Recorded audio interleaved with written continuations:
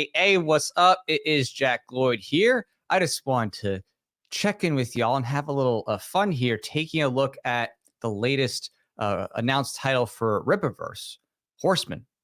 So I wanted to just take a look at some of the details and just think through it and kind of speculate about some things with it. And real quick, if you're watching this on any of the other platforms, because this is simulcasting in a bunch of places, I would love it if you came on over to my YouTube channel, youtube.com/Jack Lloyd. You can see down below the link to that. Come on over, subscribe, get notifications, so that way I can best engage with you. If you leave a comment, I'm best able to see that there. So I just want you to come on by and check that on out, so that way the YouTube connection thing can do a lot better. All right, so without further ado, I'm going to take a look here at this announced Horseman comic. And there's been a lot of people who have kind of said, oh, well, what's this title going to be? Is it Horseman? You know, it's like some half horse thing or whatever. But no, it's not. And we're going to take a look at some details that tell us what it is it's actually going to be. And so it's more pronounced Horseman. So that makes sense. It makes sense to have a difference between that title and something like Batman or Spider-Man, right? So looking at the comic cover here, some of the things that I'm really liking about this are the dynamic use of the color scheme. It's very bright. I love the gold hues. I'm a big fan, of course, of having gold and yellow, you know, with Voluntarius. So anytime a character has a little bit of gold in it, I get a little excited. But his kind of makeup here is interesting, because if you look at the details on it, there's some things that might tie to the horse thing, because on the logo here, it has that little sharp edge, just like it has on his helmet. And again, some people might make parallels to Batman or this or that in that type of way, but to me, it certainly has sufficient differences to be distinguished.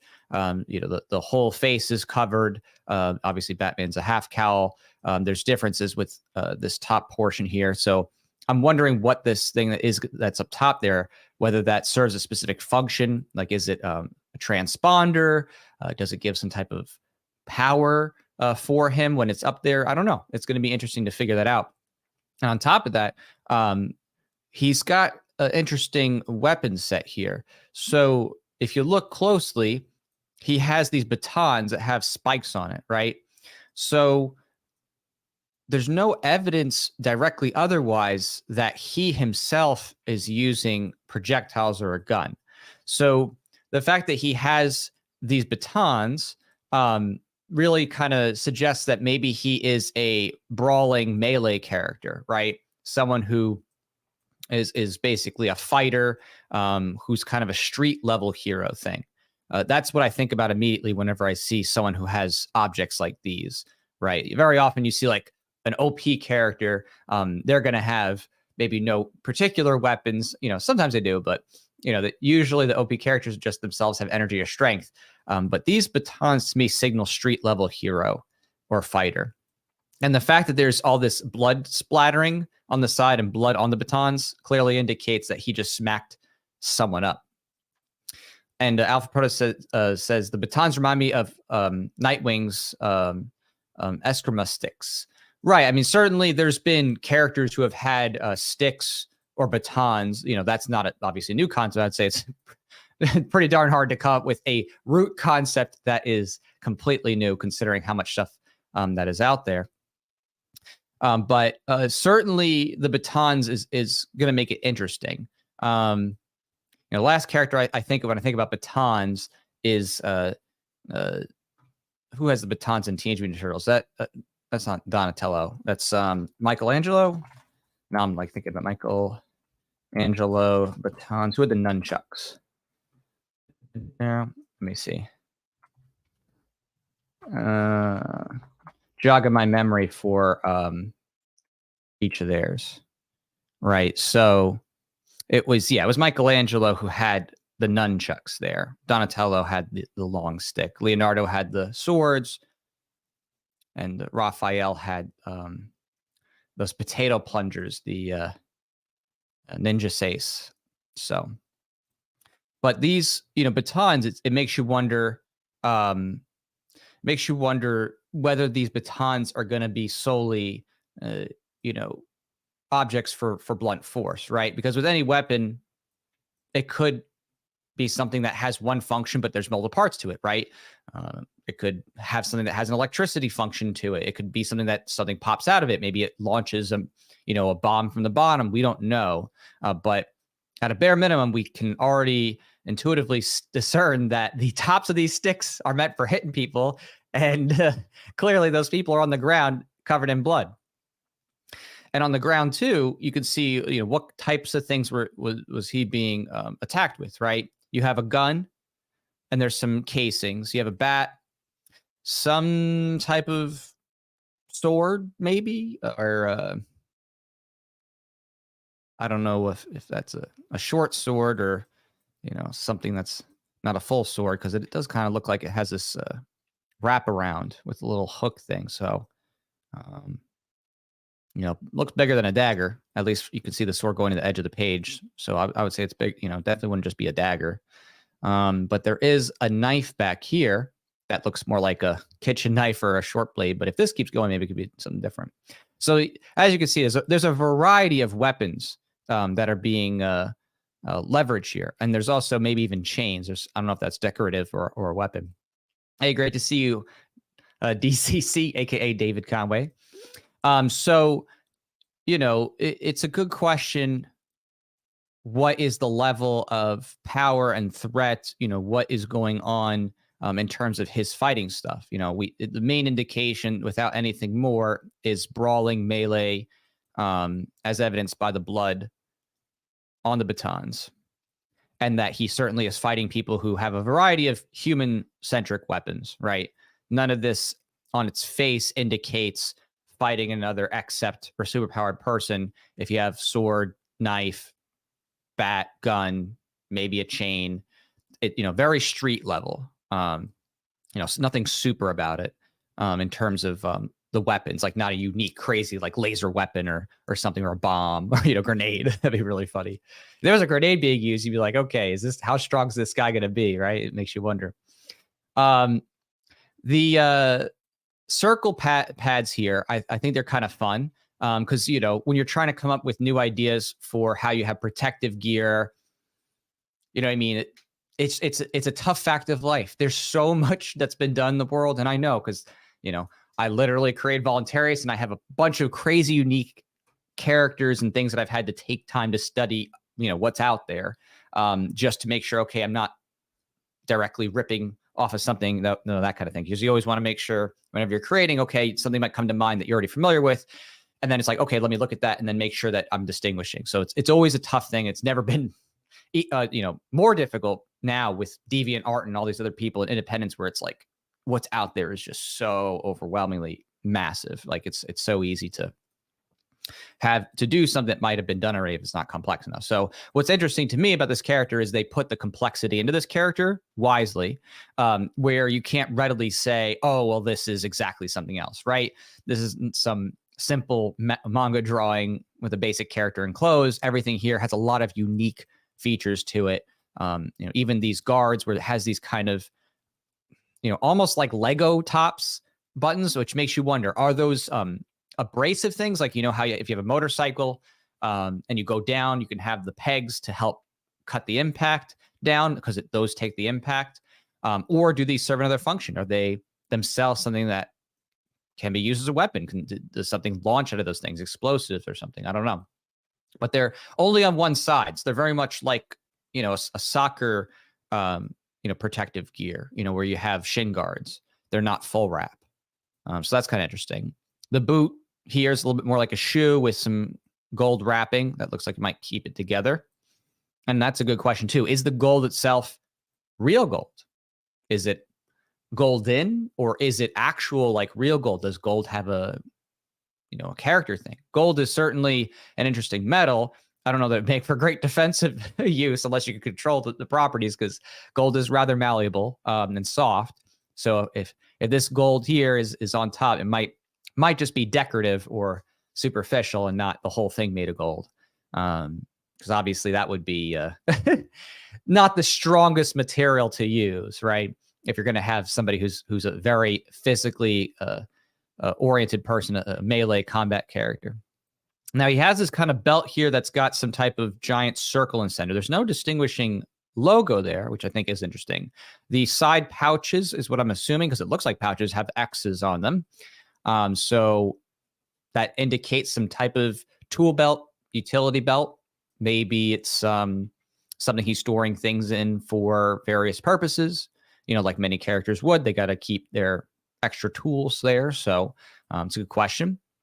What's interesting too here is the baton holder, it looks like, because there's nothing in it at the moment, and the baton's out. So I'm pretty safe to assume that looks like it could be a hilt or a holder for the baton. It wraps on the leg and it goes to the center. So the weight is going to his center belt. His center belt is kind of keeping that mass on there.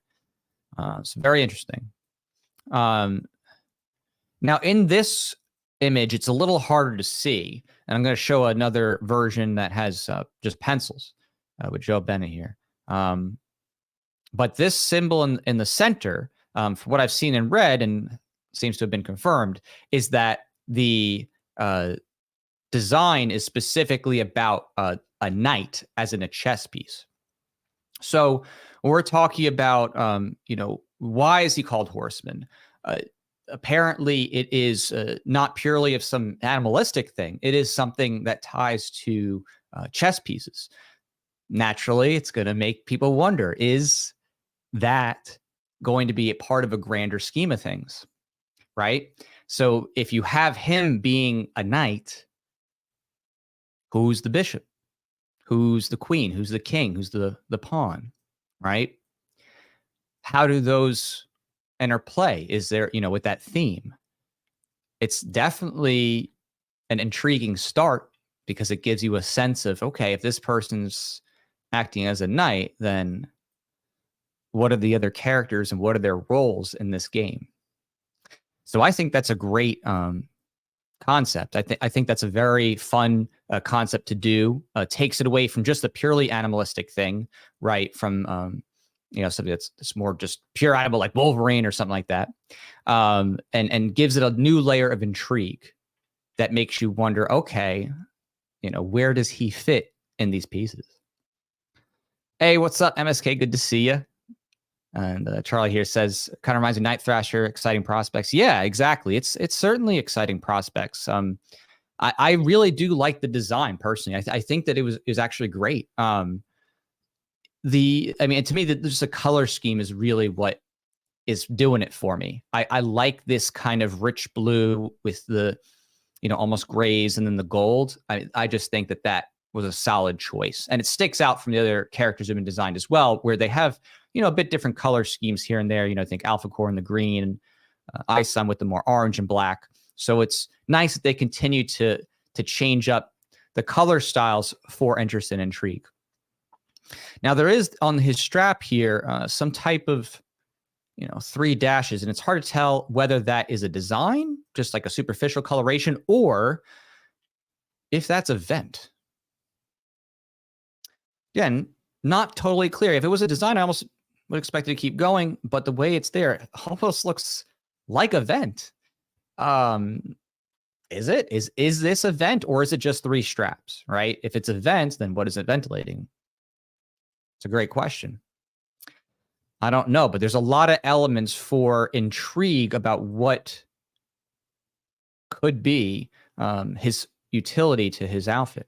And you see here too on his knuckles, like we talked about how, on his legs, there's these kind of pegs that either they could be, for stopping abrasion, right? They get rubbed down if he gets knocked at his knees, so it's kind of taking the impact, or there's something behind it and it's able to launch something. We have that same issue here with his knuckle protectors, right? These are golden, which is cool. I love that accent. So are those purely functional in terms of defending, his impact of a hit, or is there something behind that as well? Do they have a connection?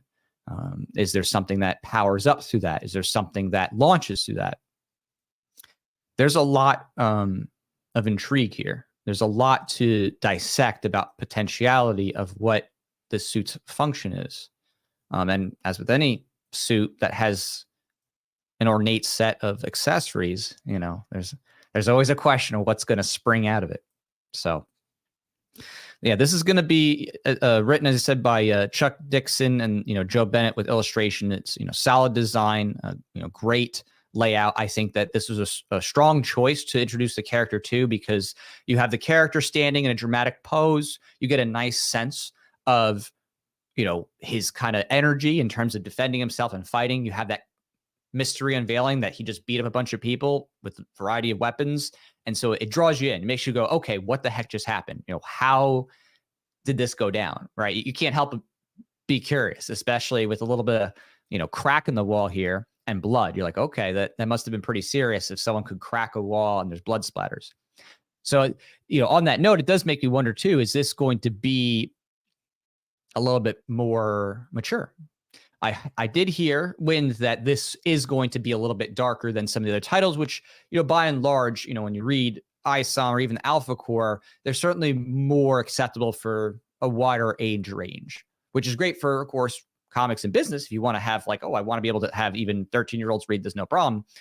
But for someone like me, who is a, Watchmen Invincible guy, I do like to see a little bit of more intense, violence and action with more suspense. So the fact that this is so bloody off the bat, I think that's hinting at the fact that this is going to be a little bit more of a mature comic, a little bit more maybe on the Punisher side of things, right? So if that's the case, I mean, I think this title could really have that, strong fandom turnout for it.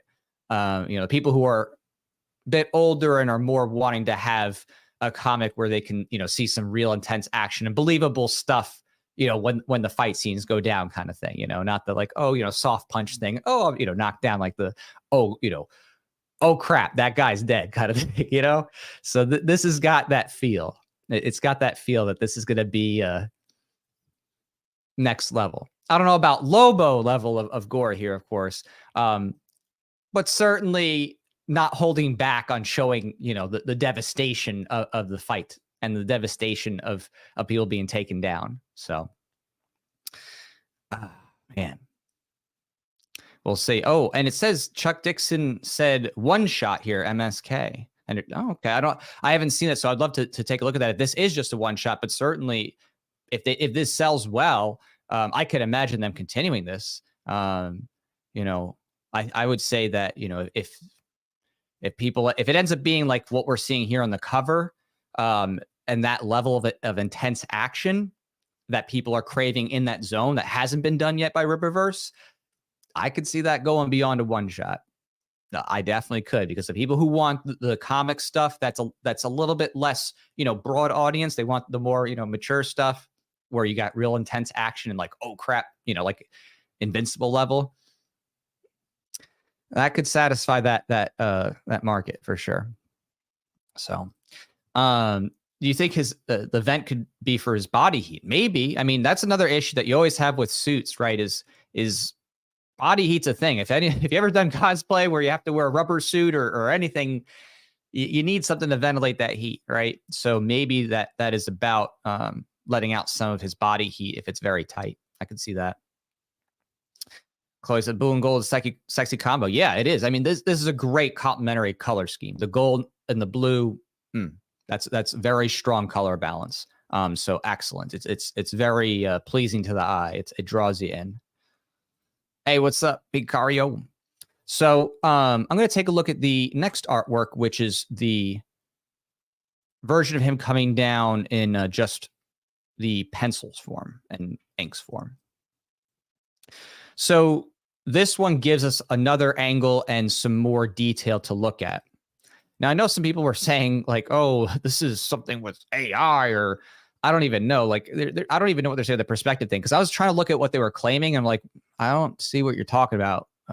AI? I don't get that. Like, because I work with AI stuff for reference often, right? I use that to do my layouts with my artists. I work with tons of different artists because I have a big art team for my comic book series. And I don't understand what people are claiming with that. To me, it looks more so like someone's creative choices to put together a cool epic angle, right? Kind of like, faking it, where you make it extra curved in to give it an artistic kind of overwhelming energy. He's coming straight at you, and the buildings are all, there. So that's what it looks like to me. It looks custom to me. It doesn't look, like even an AI art reference or whatever they're saying. It makes no sense to me. Just objectively, as someone who does this stuff on the reg, literally basically every day, producing my comic series and of course everything else we do creatively, and even if they did, I don't think it would be that big of a deal to use something like that for references. I use that all the time for helping to stylize things or give visions for stuff, but it just doesn't even make any sense. This looks very much like a unique artistic way to bring the perspective together to kind of box in the character. So I think it looks epic. I mean, it looks super cool. And the angles too, with his feet coming into viewer and all this other stuff. Just the detail ornateness is so great. There's so much time that was clearly spent doing the hatch work here to give that shading. And, it's not colored in right now, but if you look, there is this kind of energy surrounding him that makes you wonder, is that energy in the sky or is it his own energy? Because the energy kind of stops the building here and almost feels like it goes behind it instead of with him, right? So is that a trail of energy? Is that energy flowing from him and he jumped off a building, so it's like coming from behind the building? Maybe. Is it something that is in the sky just artistically? Maybe. But certainly, as let me see here. I think it was, who said there was a, oh yeah, alphacore said the design looks different. Yes, there definitely are some differences, at least marginally, between the two. Now the question is that purely due to just figuring stuff out still? It could be. But for example, on the leg pieces here, we have shin guards, and the shin guards look a little bit different because they have different pegs placement and stuff like that. So I agree that is something that will need to be reconciled, of course, right? I think, right now they were just doing here's a prototype release of it. Certainly they're going to bring into uniformity what the final design will be. But in terms of the concept, that seems to be consistent and has, strong parallels overall between the designs of his major parts and his, chest piece and headpiece and all the other stuff. But it is a good question, what will that final design be? Like the Baton here, as noticed before, this one has these kind of like gap bridges, like it's being extended. It doesn't have the, ribbed edge at the top where it has kind of like the spikes. But that's a question. Does this character have multiple batons, right? We don't know whether this character yet has multiple outfit iterations and or multiple weapon iterations, right? Someone could have just, like characters do where they have different versions of swords they use or different versions of batons. So that is a curiosity. Is this just in the prototype stage thing, or do we have true differences? Like there's actually differences in the equipment sets that he uses for whatever reason. And here you can see that knight piece a little bit more clearly, right? In this format, without the shading there and in the light, you're like, oh, okay, that's clearly his symbol there is the knight, and so it's much more clear that the horseman logo is dealing with the knight there. But there is something else interesting here that wasn't as readily visible before, and that's the Illuminati. No, that is this triangle here, which makes you wonder, is that another symbol? Or is that just a function of his belt, right? Is that just a part of his outfit that's, simply a stud for putting something in? Or is that something with deeper meaning? We have the side pouches with the X's, so that, continuity there. We had the little circle in the belt, but I don't believe I saw this before with that triangle. So again, another point for curiosity. And this one, you could see more of the detail of his under armor. The padding has almost like a pillow top cushiony thing, or maybe even like a reptile thing, like, if you're drawing an alligator, something between one of those aesthetics. So it makes you wonder, is that supposed to be more of like an archaic or like ancient outfitting thing, like a real knight? Or is that something that ties to what the material is made of, right? Is it from an animal? Is it from something else that maybe he defeated a creature. I don't know. Right? Sometimes people will don the bodies or the effects of things they've defeated or killed. Is that what that represents, or is that just simply quilting? Right? It's a good question, but makes for great detail. You know, that aesthetic makes for an awesome look, a unique look. And yeah, there's not too much in terms of like on the buildings themselves, any type of hints, right? Like looking through the windows, it's not like there's some secret creature hiding or a person. I haven't seen any symbols or signs right in the background, any Easter eggs. If someone notices something, please let me know in the chat. But it seems like as if it's just, you know, a building setting for aesthetic. And then you have these drop marks to indicate motion. So, of course, the main focus here, the whole goal is to get you to look at the character. And on that note, you know, with that energy thing in the background, it's so distinct. It is like almost begging the question, is this lightning in the background and it's just aesthetic? Or is this an energy thing that relates to the character? Again, is it drawing with him? And if so, what color is it going to be? Does it match his suit? Is it yellow or golden? Is it blue? A lot of intrigue with that energy, you know, come behind. If it's just, oh, it's just, you know, happen to be lightning in the background that makes it epic. Cool, that's fine. But could there be more? Maybe. It's possible. So, and again here, you know, the face structure, we have, you know, a totally covered face. There's no half cowl. So he's got full protection of his identity and his jaw. And then there are some more, I guess, triangular shapes here and there. You know, this V-shaped little circle, this triangle over there.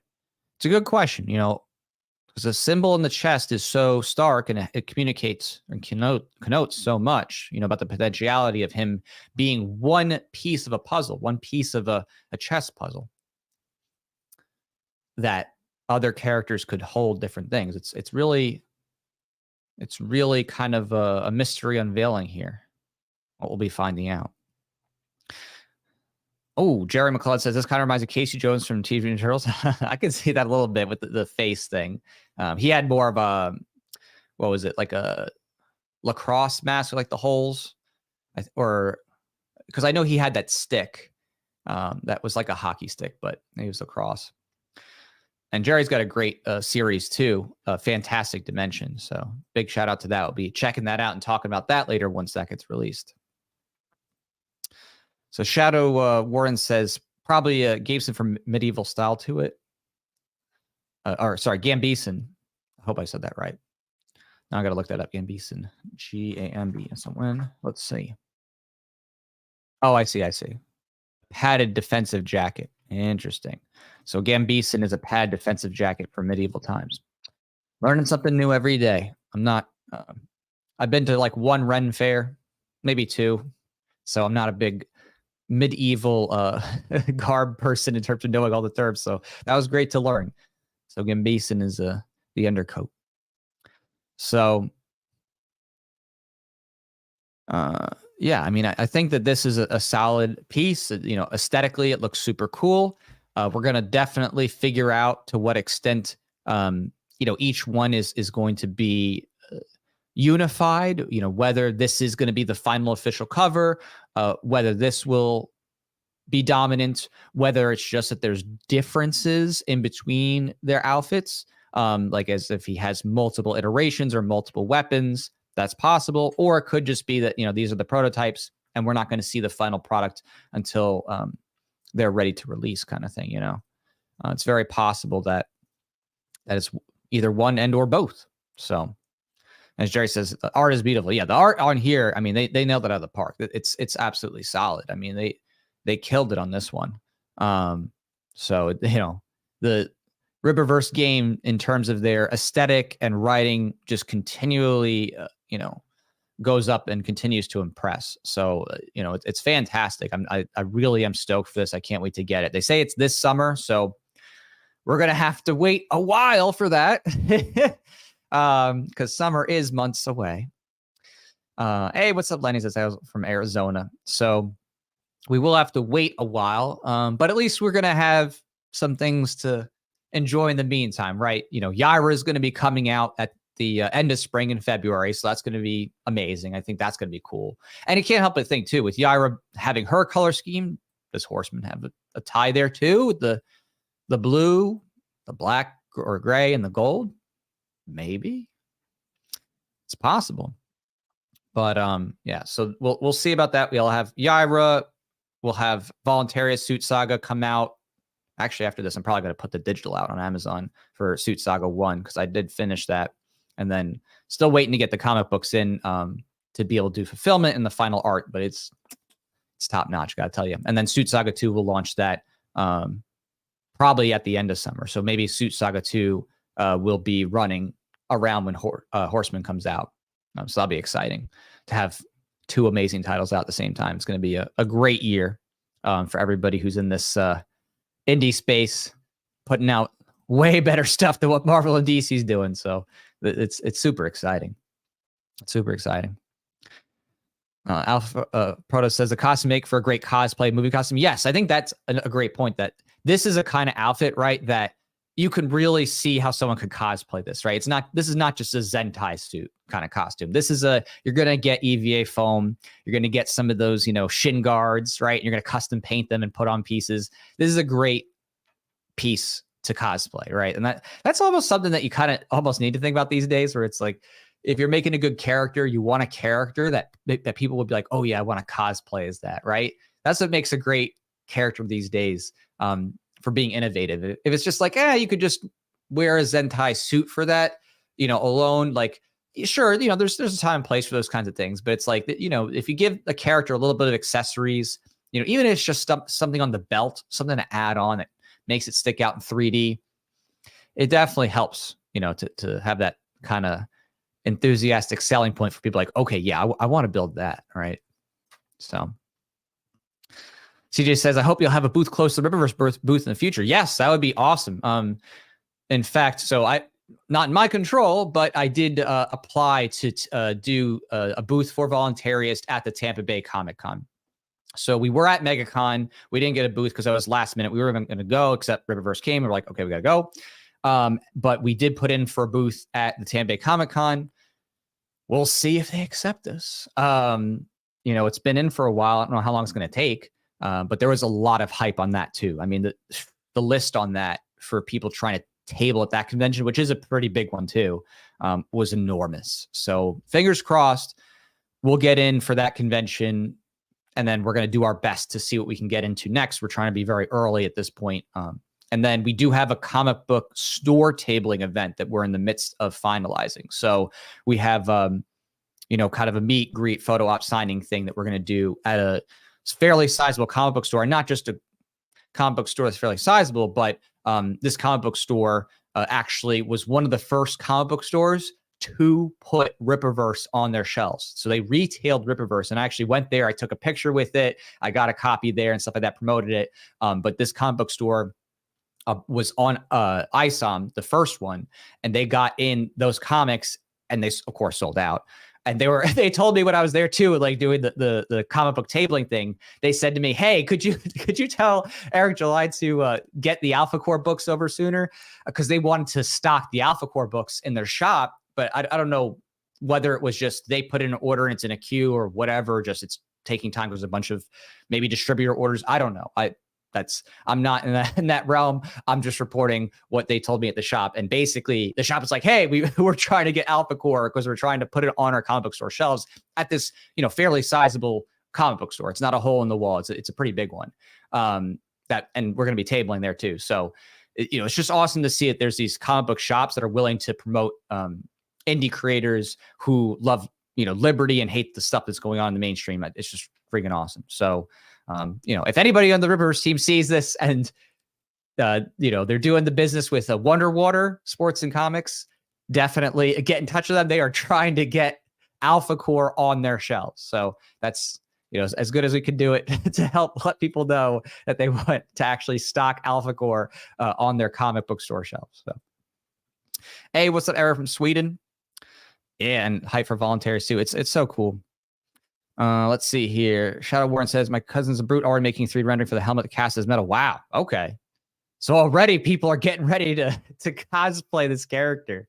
There you go. I mean, it's just great to see it. There's so many different people who are engaged with this in various ways that they love for their own personal fandom, right? You know, people who don't just love the comics. They're looking for opportunities to do cosplay or to do, fan service, fan videos, that kind of thing, right?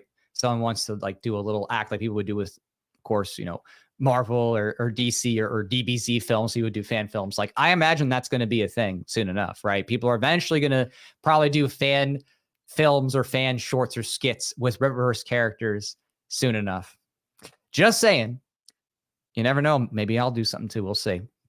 But it's a true sign of really getting out there in the culture where people are excited about your character and they want to even do fun fan service things. So Len says, oh, love Eric July's Seamus videos, never recommended me on YouTube anymore. Yeah, YouTube is tough. You have to tell people to, and that's why I say, come to my YouTube and get the notifications, because if you don't, YouTube just too bad. Like, you could have a bunch of subscribers. If you don't click that notification bell, forget about it. YouTube's like, you don't even exist. So, Oh, and Len says, I recently went to a comic store in Phoenix, was appalled at the woke nonsense coming from the big two. Yeah, I mean, it's insane. They're appealing to people who don't even buy the comics. It's so nonsense. So yeah. So I appreciate everybody, coming on by to check out the Horseman with me. I think this is a fantastic addition to Rippaverse. I think it's going to be a hot item personally, because having something different where you can have a little bit more of adult action again, in terms of the violence, be a little bit more brutal, especially for people who are into those kinds of comic book series. I think of Spawn, Lobo, Invincible, that kind of thing. The Boys, although even The Boys is a little bit too raunchy in some cases. I don't think Rippaverse is going to do the raunchy stuff, more so just the intense, fighting kind of thing. And I have that same thing for myself. I don't do just graphic sexual stuff. Mine's more mature, just language topics, and then thematic violence, that kind of thing. So. But I think this is going to be a fun one. It's going to be a real fun one. So, all right. I will do another update on whatever else happens out, as far as we can tell with Rippaverse, whatever we hear down the stream. And I'm also going to let everybody know what's going on, of course, with Voluntarius 2 as we go through our developments. As of right now, I'm just waiting for the printing company, over at Indie Planet, for them to get me my print copies for all the backers. And we're still working through the bonus perk items. We've gotten a few done already. So things are going pretty fast. So fingers crossed, everything rolls together nicely. We'll be well in advance getting people's perks to them, way before our, campaign expected delivery date, bookmarks and cards and everything else and all. So I'm super excited about this upcoming issue too. It's going to introduce new characters and more action, and it's going to build up in a way that's going to make me okay, I really got to know what happens next. So, all right, take care, everybody, and I'll talk